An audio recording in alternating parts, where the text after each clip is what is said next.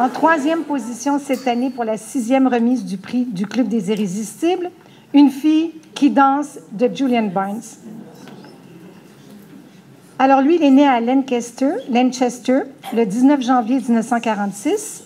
Et qu'est-ce qu'il faisait dans ce livre, Julian Barnes? Il mettait en scène Tony Webster, le narrateur, qui est aujourd'hui dans la soixantaine, marié, enfin, divorcé. Il a une fille. Et quand il était jeune et qu'il était à l'école, il a rencontré une fille, ce qui arrive à l'occasion, Véronica. Ils se sont pas revus. Ils ont fait chacun leur chemin de leur côté.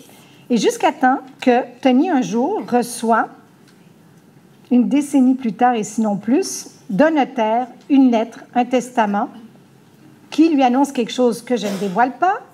Et là, il va reprendre contact avec Véronica et toute l'histoire continue. Alors, autant tout à l'heure pour Éric Dupont, vous me disiez que c'était écrit petit. Dans le cas de Julian Barnes, j'ai de nouveau été bombardée par plein de membres qui m'écrivaient « As-tu compris la fin? » Bon, alors j'ai fait une femme de moi et là je me suis dit, mais là j'ai dit peut-être qu'il m'est échappé quelque chose, il y a quelque chose qui ne va pas. J'ai repris, j'ai dit oui, il me semble que j'ai quand même... Mais il fallait effectivement, pour les gens qui ont lu le livre, être très attentif.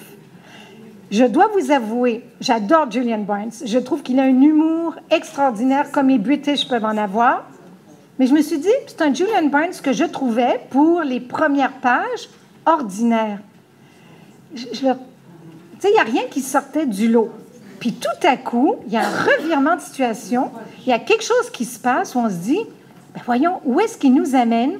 Et dans les dernières pages, on se dit, effectivement, mais est-ce que j'ai bien compris? Et on doit reprendre, pas tout le livre, mais les 10-15 dernières pages, et on se dit, ça, c'est une entourloupette d'auteur, et pas n'importe quel auteur, quelqu'un qui a du métier. Et c'est ce qui fait la force, je trouve, de ce livre, qui aurait pu, à la limite, être un bon Barnes, mais pas plus, pas moins.